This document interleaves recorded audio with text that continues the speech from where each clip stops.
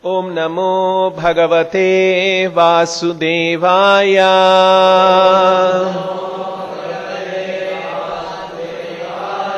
Reading from Srimad Bhagavatam, Canto 3, Chapter 15, Text number 33. Nahyantaram Bhagavatiha samasta kuksha Atmanam Atmani Nabho Nabasiva Dhira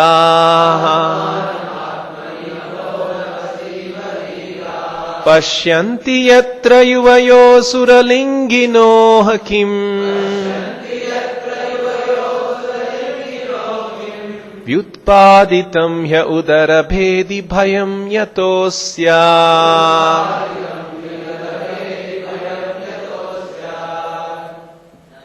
Translation and purport by His Divine Grace A.C. Bhaktivedanta Swami Srila Prabhupada. In the Vaikuntha world, there is complete harmony between the residents and the Supreme Personality of Godhead, just as there is complete harmony within space between the big and the small skies.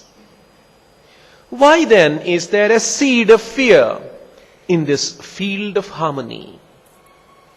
These two persons are dressed like inhabitants of Vaikuntha, but where from can their disharmony come into existence? Purport by Srila Prabhupada. Just as there are different departments in each state in this material world, the civil department and the criminal department. So in God's creation, there are two departments of existence. As in the material world, we find that the criminal department is far, far smaller than the civil department. So this material world, which is considered the criminal department, is 1/4 of the entire creation of the Lord. All living entities who are residents of the material universes are considered to be more or less criminals, because they do not wish to abide by the order of the Lord, or they are against the harmonious activities of God's will. The principle of creation is that the Supreme Lord, the personality of Godhead, is by nature joyful, and He becomes many in order to enhance His transcendental joy. The living entities like ourselves, being part and parcel of the Supreme Lord, are meant to satisfy the senses of the Lord. Thus, whenever there is a discrepancy in that harmony, immediately the living entity is entrapped by Maya or illusion. The external energy of the Lord is called the material world, and the kingdom of the internal energy of the Lord is called Vaikuntha, or the kingdom of God. In the Vaikuntha world, there is no disharmony between the Lord and the residents. Therefore, God's creation in the Vaikuntha world is perfect. There is no cause of fear. The entire kingdom of God is such a completely harmonious unit that there is no possibility of enmity. Everything there is absolute. Just as there are many physiological constructions within the body, yet they work in one order for the satisfaction of the stomach. And just as in a machine, there are hundreds and thousands of parts, yet they run in harmony to fulfill the function of the machine. In the Vaikuntha planets, the Lord is perfect, and the inhabitants also perfectly engage in the service of the Lord.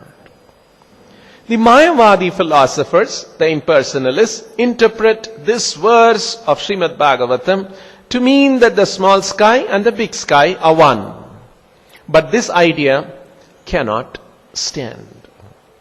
The example of the big sky and the small skies is also applicable within a person's body. The big sky is the body itself, and the intestines and other parts of the body occupy the small sky. Each and every part of the body has individuality, even though occupying a small part of the total body. Similarly, the whole creation is the body of the Supreme Lord. And we, created beings, or anything that is created, are but a small part of that body. The parts of the body are never equal to the whole. This is never possible. In the Bhagavad Gita it is said that the living entities who are parts and parcels of the Supreme Lord are eternally parts and parcels. According to the Mayavadi philosophers, the living entity in illusion considers himself part and parcel, although he is actually one and the same as the Supreme Whole. This theory is not valid. The oneness of the whole and the parts is in their quality. The qualitative oneness of the small and the large portions of the sky does not imply that the small sky becomes the big sky. There is no cause for the politics of divide and rule in the Vaikuntha planets. There is no fear because of the united interests of the Lord and the residents. Maya means disharmony between the living entities and the Supreme Lord. And Vaikuntha means harmony between them. Actually, all living entities are provided for and maintained by the Lord because He is the supreme living entity. But foolish creatures, although actually under the control of the supreme living entity, defy His existence, and that state is called Maya. Sometimes they deny that there is such a being as God. They say everything is void. And sometimes they deny Him in a different way. There may be a God, but He has no form. Both these conceptions arise from the rebellious condition of the living entities. As long as this rebellious condition prevails, the material world will continue in disharmony. Harmony or disharmony is realized because of the law and order of a particular place. Religion is the law and order of the Supreme Lord. In the Srimad Bhagavad Gita, we find that religion means devotional service or Krishna consciousness. Krishna says, give up all other religious principles and simply become a soul surrendered unto me. This is religion. When one is fully conscious that Krishna is the supreme enjoyer and supreme Lord, and one acts accordingly, that is real religion. Anything which goes against this principle is not religion. Krishna therefore says, just give up all other religious principles. In the spiritual world, this religious principle of Krishna consciousness is maintained in harmony. And therefore, that world is called Vaikuntha.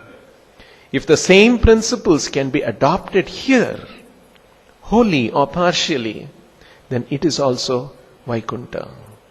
So it is with any society, such as the International Society for Krishna Consciousness. If the members of the International Society for Krishna Consciousness, putting faith in Krishna as the center, live in harmony according to the order and principles of Bhagavad Gita, then they are living in Vaikuntha, not in this material world. Thus ends the Bhaktivedanta purport. So these are words spoken by the sages. After the sages were stopped from entering the Vaikuntha at the seventh door, they were angry at the two residents who had stopped them, residents of Vaikuntha who had stopped them. And so they are continuing to express their anger. And here in this verse, they are saying, Nahyantaram bhagavati samasta kukshau.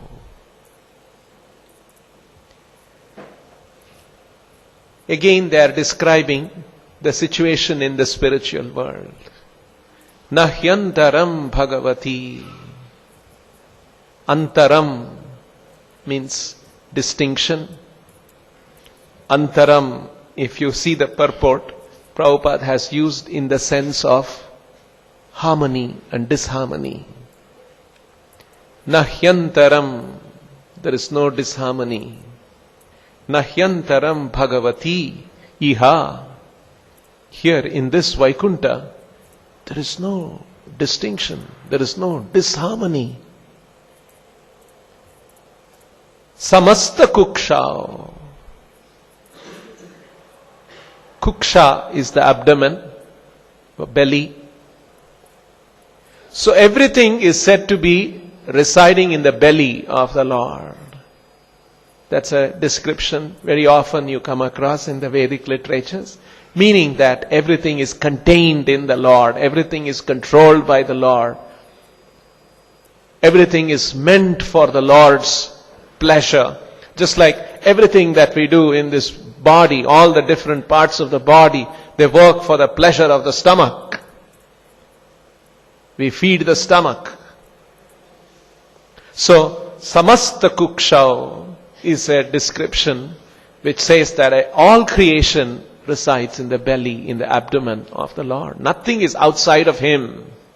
There is nothing besides Him. Everything is Him and in Him. So, nahyantaram bhagavati iha samasta kukshav atmanam atmani. Atmanam, all the living entities. Atmani, in the super soul or in the Supreme Lord. Prabhupada has explained many times the word Atma can mean many things according to the context. We must know the context. Atma can mean the body, can mean the mind, can mean the intelligence, can mean the soul, can mean the super soul also. So, these words, we need the help of the Acharya's commentaries to understand what these words mean. So, Atmanam Atmani Nahyantaram. Between the living entities and the Supreme Lord, Iha in the spiritual world, Na Antaram. There is no difference. So, next, there the sages are giving an example. Nabho nabasi iva. Nabhas means sky. Prabhupada has used different words here in the translation and in the purport. Nabhas can be used in the sense of sky, can be used in the sense of air, can also be used, sky in the sense of space. Just like there is space, right? We understand space from science. So, just like Nabho Nabasi Iva, Atmanam Atmani Nahyantaram. Just like Nabho Nabasi, here the implication is, just like there is, suppose you take a small pot or a small cup, there is space inside and there is space outside. So there is no difference between the space in the cup or in a pot. There is some pot is actually enclosing some space and the larger space. There is no difference. In the same way, Atmanam Atmani Nahyantaram. There is no difference. Dhiraha Pashyanti. Dhiraha, well-versed, intelligent people who are aware of things as they are. Dhiraha, the learned, Pashyanti, they see in this way. Yatra yuvayoho, they see in this way. Atmanam Atmani Nahyantaram. Nabho Nabasi Iva. Atmanam Atmani Nahyantaram. Just like there is no difference between a small space contained in a pot and the big space, small sky and the big sky. In the same way, the learned, they don't see difference between Atmanam Atmani, the living entities, and the Supreme Lord. Dhiraha Pashyanti. Yatra yuvayo suralingino. But these two, suralingino, they are in the sura. Sura here actually is referring to the spiritual inhabitants. Although Sura can mean demigods, Here Sura also means devotees. So there are Suralinginoho. They are having a body of a devotee. They are having the form of a devotee. They are here in the spiritual world. Suralinginoho. Kim vyutpaditam ye udara bhedi bhayam. Why this fear is coming in them? Because everything is in harmony here in the spiritual world.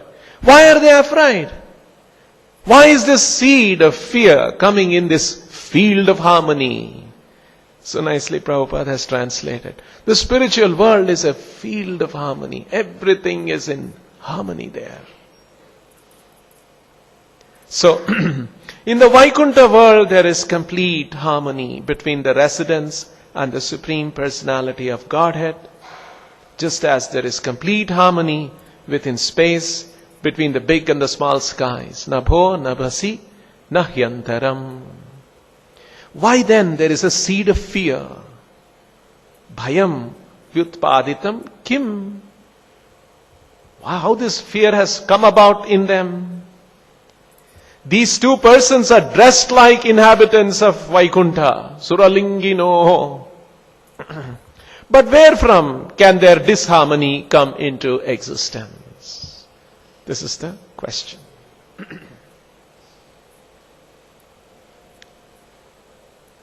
So very nicely, Srila Prabhupada has explained in the purport many wonderful things.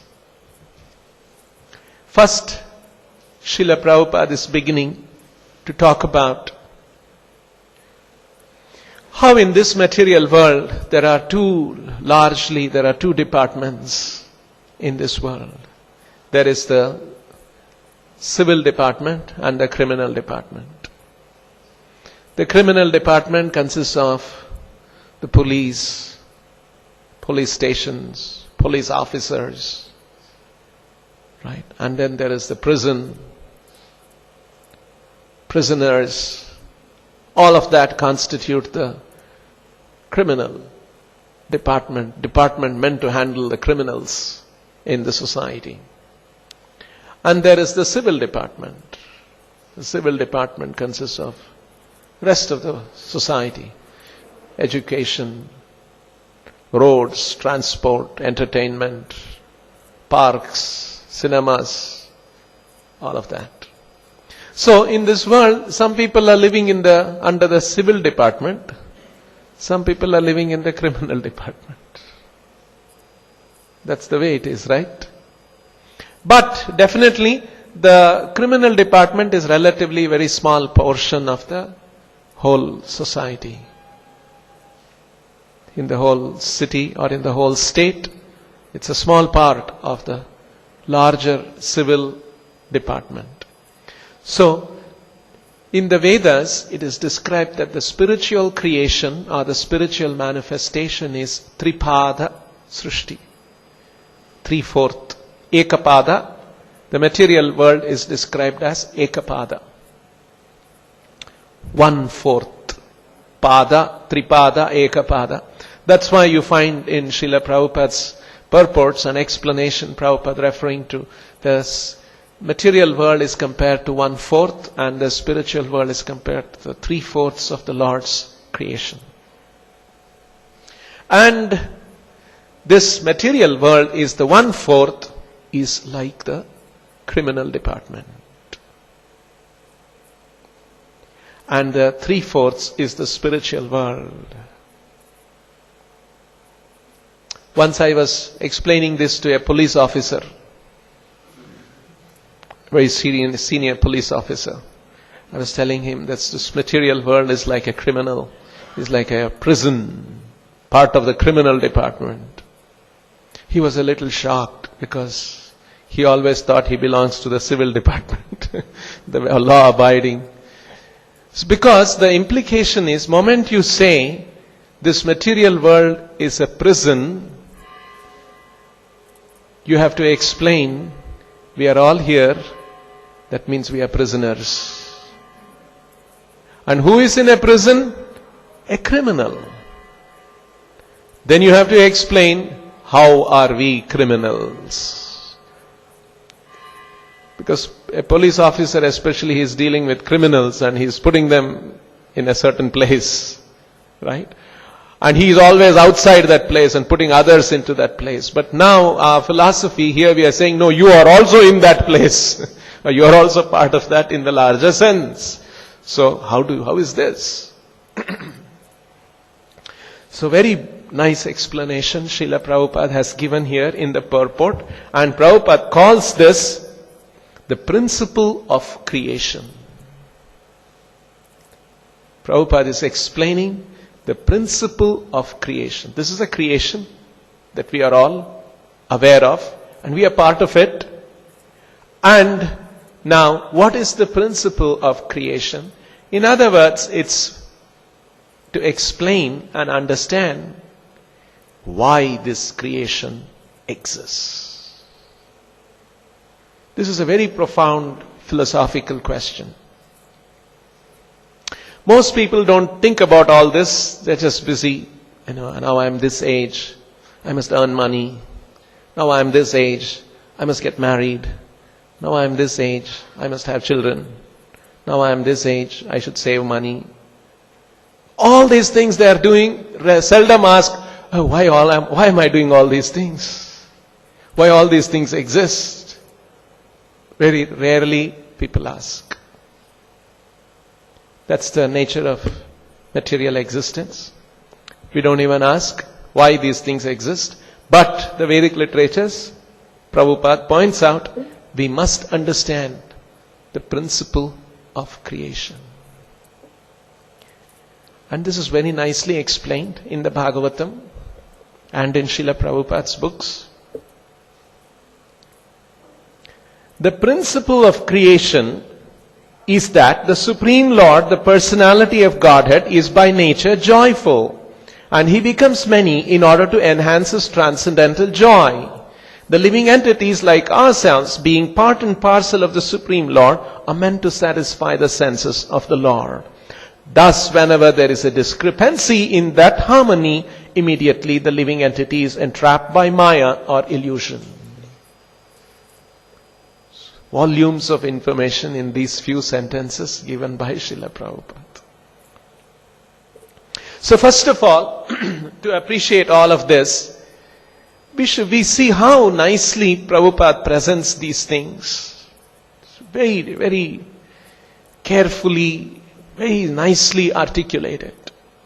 Just like in the beginning, Prabhupada talks about of the purport of the Bhagavatam. Prabhupada says, first of all, begins to tell us that how the Bhagavatam is such a profound philosophy. Right? It's something so special. So to impress on us this important point, Prabhupada says, actually there is a difference between absolute truth and God. And the Bhagavatam is about absolute truth. Not so much about God. Okay, there is something about God too. But not so much about God. It's about understanding the absolute truth. And Prabhupada goes on to explain what is the difference between absolute truth and God. Absolute truth means you're talking about the ultimate truth of existence. The ultimate truth. What is the ultimate truth? Why all this exists? What is the purpose of this creation? Why the things exist as they are? Why there is this kind of an arrangement? What is the ultimate truth? What is the ultimate reality? That is the subject matter of absolute truth. And that's the subject matter of Bhagavatam. And God refers to some kind of a controller. So, somebody who controls many things. See, he's controller. That is the word used for God. Actually, Prabhupada is having two words in mind when he is saying this. Absolute truth refers to Param Satya or Param Tattva. Tattva, the truth. And Controller refers to Ishvara. Ishvara means somebody who is controlling. And once you say Ishvara, you should understand that there will be different levels of controllers. Like we all control our body to some extent. Some things we cannot control in our body.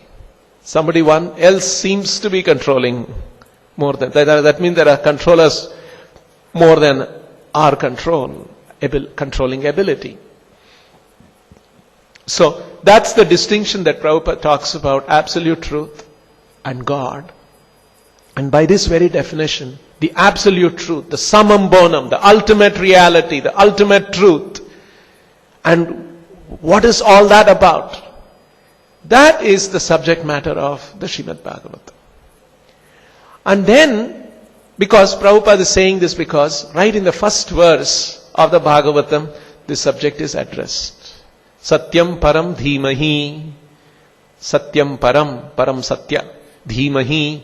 I worship, I meditate upon, I reflect upon, I want to contemplate upon that absolute truth. And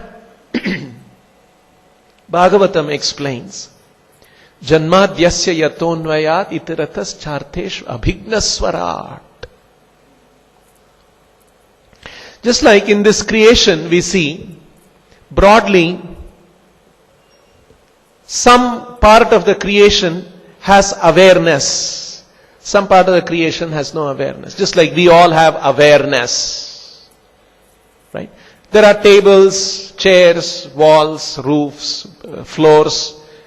There is no awareness in them.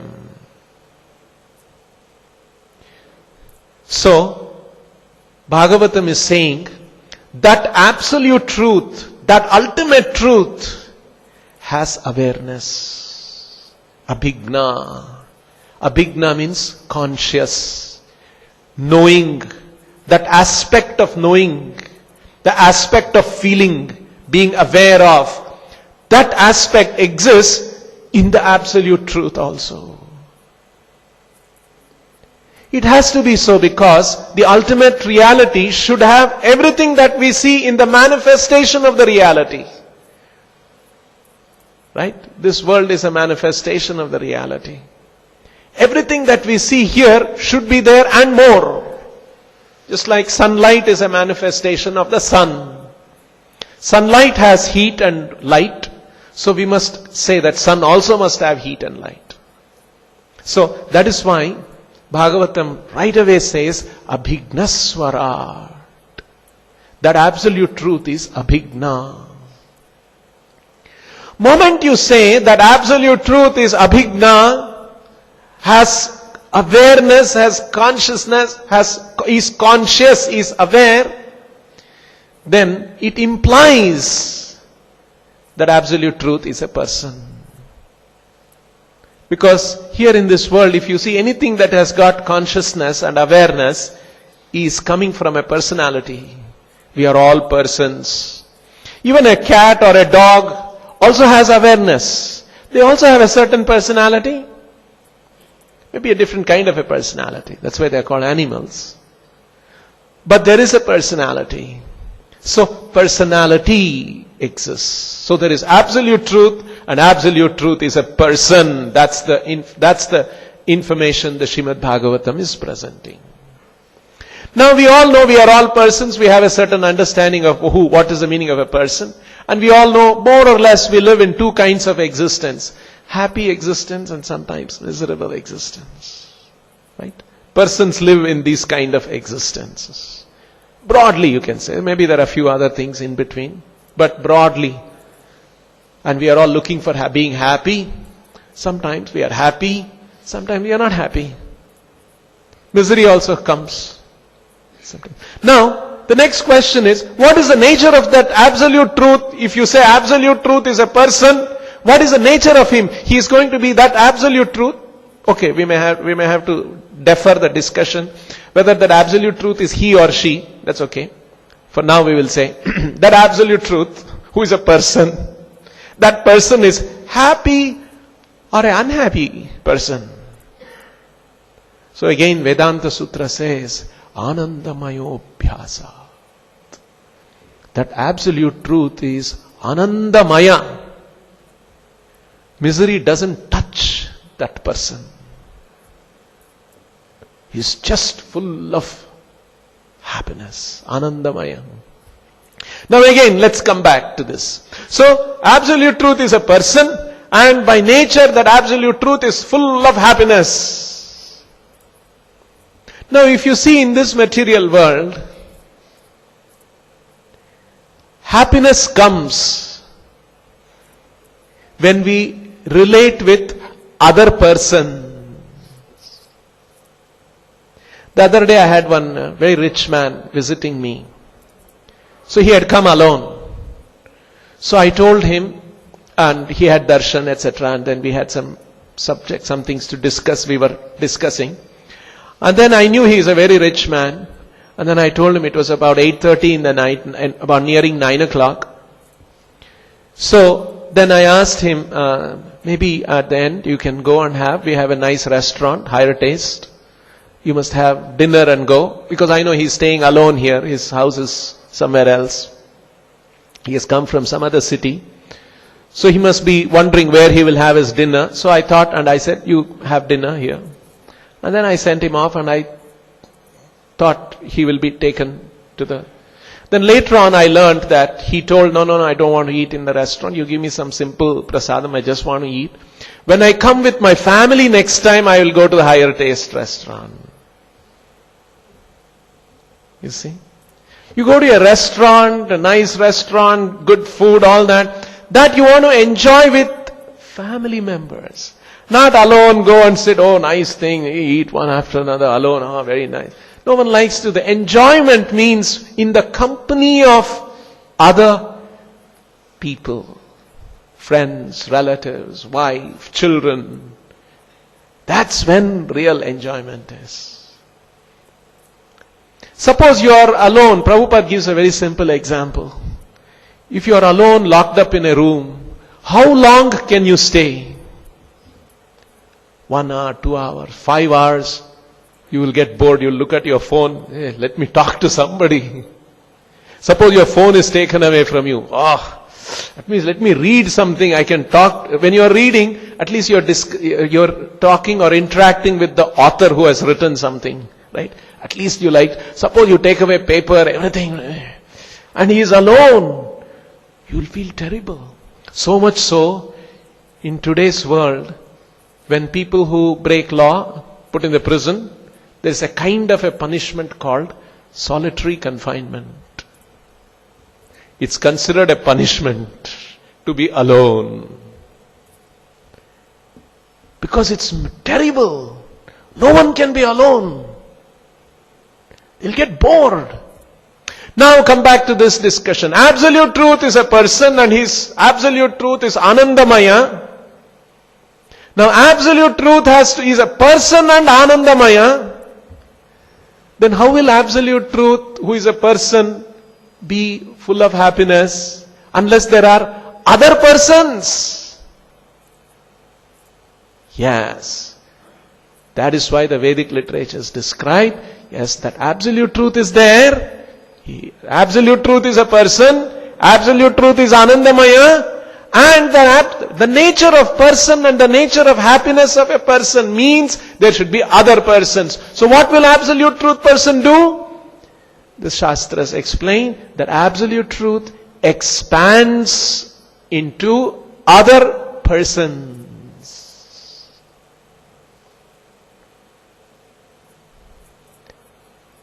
This is the important information. Now, okay. In the Vedic literatures, this technical information about the absolute truth expanding, especially in the Gaudiya Vaishnava Siddhanta, this is very minutely analyzed on the basis of Vedic literatures and explained that the absolute truth person has 4 kinds of expansions. One is the absolute truth himself. then the absolute truth expands into plenary expansions. And the plenary expansions have the same potency as the original. So the first absolute truth is called Isha Tattva. Tattva, these are all truths, absolute truth, right? We are discussing this, all truth. There is the absolute truth, person, who is also described in Sanskrit, in Vedic literature as Isha Tattva. And that absolute truth expands into an integrated expansion or a plenary expansion. Prabhupada uses all these words in English. Integrated or plenary expansion, meaning that expansion has the same potency as the original. And they are called Prakasha Tattva. And this Prakasha Tattva is in the spiritual domain. Sometimes this Prakasha Tattva comes to this material domain. From the spiritual world to the material world. When that expansion, either the Isha Tattva or the Prakasha Tattva, descends to the spiritual, material world, that is called Avatara Tattva. The Lord descending to this material world. Then the Lord has another kind of an expansion called Shakti expansion. Energies of the Lord. And then there is the fifth category, or the fourth expansion, or the fifth category, called another kind of an expansion of the Lord, but not plenary or integral expansion, a differentiated expansion in the sense of not all potencies are present in the expansion when compared to the absolute truth. And they are called the Jiva Tattvas. So these are the 5 Tattvas. Isha Tattva, Prakasha Tattva, Avatara Tattva, Shakti Tattva and Jiva Tattva. These 5 constitute the absolute truth. And all of them are one in one sense, because they are all Tattva. It's all one. But at the same time, there are distinctions in these 5 Tattvas. This is called the Pancha Tattva. And sometimes when that Isha, the supreme absolute truth, also it is said for certain very, very interesting and very confidential reasons, takes the form of a devotee and comes, and that is known as, that Isha Tattva is Krishna, and sometimes Krishna takes the form of a devotee, he is known as Chaitanya. And that expansion Tattva, Prakasha Tattva, the first expansion of Krishna is actually Balarama. And from Balaram many more expansions happen. Vishnu forms, all that. So when the Krishna comes as devotee, as Chaitanya, that Prakasha Tattva comes as Nityananda Prabhu. And some of these expansions, Krishna, Balarama, some of the expansions come into the material world like Rama, Narsimha, so many other Vishnu forms for the sake of the creation, maintenance of the creation. All of them come into the material world also. They are called Avatara Tattvas, Purusha Avatara, Leela Avatara, many kinds of avatars. When the Supreme Lord comes, his Avatara Tattva descends as Advaita Acharya. The Lord has many energies, Shakti Tattva. Among the Shakti Tattva, there are, actually among the internal energies, there are 3 predominant energies. Among them, we will not go into that, there is very little time. Hladini Shakti, the potency which gives pleasure, because pleasure is an important aspect of a person. Moment somebody is unhappy, they look for some other situation, right? Happiness is a natural thing of the person. That's true about the absolute truth. That is why it's called Anandamaya. Absolute truth is Anandamaya. So that which provides the pleasure, and the personification of that is Radharani. And that when Krishna comes to this material world as Chaitanya, his Shakti Tattva, Hladini Shakta, that comes as Gadadhar Pandit. And the last one, Jiva Tattva, when the Lord comes to this material world and performs this Leela as Lord Chaitanya, Jiva Tattva is Srivasa. That is why these are called Pancha Tattva Mantra. Panchatattvatmakam Krishnam Bhakta Rupa Swarupakam. Bhakta Rupa, Bhakta Swarupa, Bhaktavataram Bhaktakyam Bhakta Shaktikam. Bhakti Shakti, Bhakti Avatara, Bhakti Tattva, Bhakti Swarupa, Bhakti Swarupa, Bhakta Rupa. Bhakta Rupa is Chaitanya, Bhakta Swarupa is Nityananda, Bhakti Avatara is Advaita, Bhakti Shakti is Gadadhara, and Jiva is the Srivasa. This is the Panchatattva. So let's come back to this. So many important things are there in this purport. So, we are those fifth category, all of us sitting here. I hope there is no other Vishnu Tattvas here. All of us sitting here and discussing, we belong to the fifth expansion category, Jiva Tattva. This is actually the position. What is the basis of our creation? What is the purpose of our creation? We are meant to give pleasure to the Lord, the absolute truth. So we are part and parcel of the absolute truth. There is an absolute truth. We are also in that sense, qualitatively we are the absolute truth. Quantitatively He is the supreme. We are small, minute. Nabho nabasi iva. Just like the small sky present in the pot. Big sky is the whole space where billions of planets are there. That's all part of the same space, right? That space, outer space, is actually, it's also contained in your small pot in your hand, what you are holding in your hand. Same sky, same space, same ethereal space that is there. So in the same way, we are that same part and parcel of that Supreme Lord, and we are meant for giving Him pleasure. And there has to be harmony between us and the Lord. And that, when the harmonious existence is there in the spiritual world, moment there is a disharmony, the living entity is put under illusion and brought here to this another domain called the criminal department. All of these things very nicely Prabhupada is explaining here. And one last thing, we have to skip because there's very little time. In the last paragraph of this purport, by and large, you will see in this whole purport, Prabhupada is again and again discussing Nahyantaram Bhagavati ha samasta kukshav Atmanam Atmani nabasiva dhiraha pashyanti. And you see the purport, how many times Prabhupada is talking about harmony, harmony, harmony. Nahyantaram Bhagavati. Atmani, Atmanam, Atmani. This is a very important reason. I won't tell what the reason is. When Prabhupada tells, I will tell. It's going to come in the next few verses. Why there is so much significance. There is so much significance that Prabhupada is stressing on the harmony in the spiritual world. Perfect harmony. That's the field of harmony Prabhupada has called.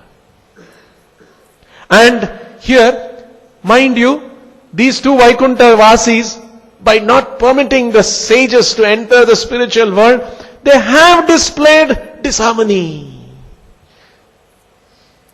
So we have to explain why this disharmony has come. This is a field of harmony. Why this disharmony has come about. And why there's so much emphasis of the harmony in the spiritual world. There's a very significant reason which is connected to the entire Bhagavatam, including the 10th canto of the Bhagavatam, including the Rasa Leela of Krishna performs in the Bhagavatam. There's a reason for all of that. That's how Bhagavatam is preparing this. When Prabhupada begins to explain that, you will begin to appreciate how wonderful this Bhagavatam philosophy is. How this is the ultimate of the absolute truth. You will begin to see that. Prabhupada will help us appreciate all these things. How carefully Vyasadeva has created, how carefully Srila Prabhupada has explained and brought out all these things in order to help us understand the absolute truth, Krishna. That's coming.